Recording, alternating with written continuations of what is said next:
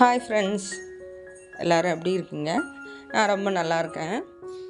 நாளைக்கு ஆடி மாதம் அப்படின்றதுனால, ஆடி முதல் நாள் அப்படின்றதுனால இந்த கோலம் போட்டிருக்கேன். நீங்களே இதை போட்டு பாருங்கள், ரொம்ப அழகாக இருக்கும். ஆடி மாதம் அப்படின்னாலே அம்மனுக்கு உகந்த மாதம் அப்படின்னு சொல்லுவாங்க.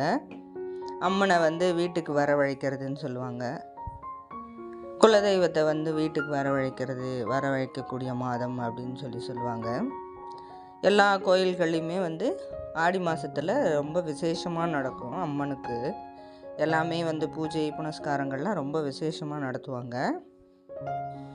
எல்லோரும் அவங்கவுங்க குலதெய்வ கோயிலில் போய் ஆடி மாதத்தில் பொங்கல் வச்சுட்டு வருவாங்க. அம்மனுக்கு படையல் போடுவாங்க, எல்லாமே செய்வாங்க. முதல் மாதம் இந்த ஆடி மாதத்தில் இந்த முதல் நாளில் எப்படி நம்ம அம்மனை நம்ம வீட்டுக்கு வரவழைக்கிறது, குலதெய்வத்தை எப்படி வீட்டுக்கு வரவழைக்கிறது அப்படின்னா, பூஜை அறையை சுத்தமாக செஞ்சுட்டு பூவெல்லாம் வச்சிடணும். அதுக்கப்புறம் ஏதாவது ஒரு நெய்வேத்தியம் வெல்லம் போட்டு செஞ்சால் ரொம்ப சிறப்பு. அம்மனுக்கு ரொம்ப சிறப்பானது வெல்லம் போட்ட பலகாரம் தான். அதனால் நீங்கள் சக்கரை பொங்கலோ வெல்லம் போட்ட பாயாசம் எது வேணாலும் செய்யலாம். நீங்கள் உங்களுக்கு எது விருப்பமாக இருக்கோ அதை செஞ்சு வச்சு அம்மனுக்கு ஒரு அலங்காரம் பண்ணி நெய்வேத்தியம் வச்சு படைச்சிங்கன்னா ரொம்ப சிறப்பாக இருக்கும். குலதெய்வம் தெரிஞ்சவங்க அவங்கவுங்க குலதெய்வத்தை நினச்சி வழிபாடு பண்ணலாம்.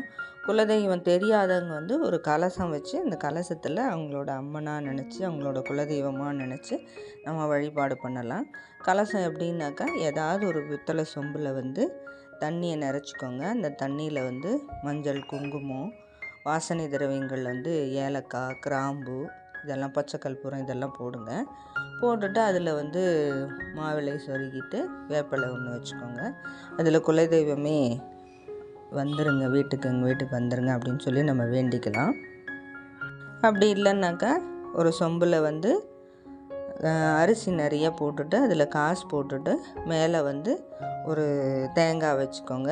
அதில் தேங்காய் வைக்கிறதுக்கு முன்னாடி அதில் கொஞ்சம் மாவிளையை செருகிட்டு அதில் தேங்காய் வச்சுக்கோங்க. அதில் சாமி குலதெய்வத்தை நினச்சி நீங்கள் சாமி கும்பிட்டீங்க அப்படின்னாக்கா கண்டிப்பாக நம்ம நினச்சது நடக்கும்.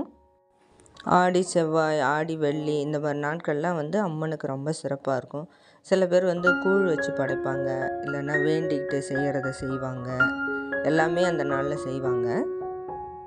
அதனால் இந்த ஆடி முதல் நாளில் நீங்கள் சாமியை நினச்சி அம்மனை நினச்சி வழிபாடு பண்ணுங்கள். எல்லா வளங்களும் சிறப்பாக அமையணுன்ட்டு நானும் இறைவன்கிட்ட பிரார்த்திக்கிறேன். தேங்க்ஸ் ஃபார் வாட்சிங். கோலம் பிடிச்சிருந்துச்சுன்னாக்கா சப்ஸ்கிரைப் பண்ணுங்கள், லைக் பண்ணுங்கள், உங்கள் ஃப்ரெண்ட்ஸ் அண்ட் ரிலேட்டிவ்ஸ்க்கு ஷேர் பண்ணுங்கள். தேங்க்யூ.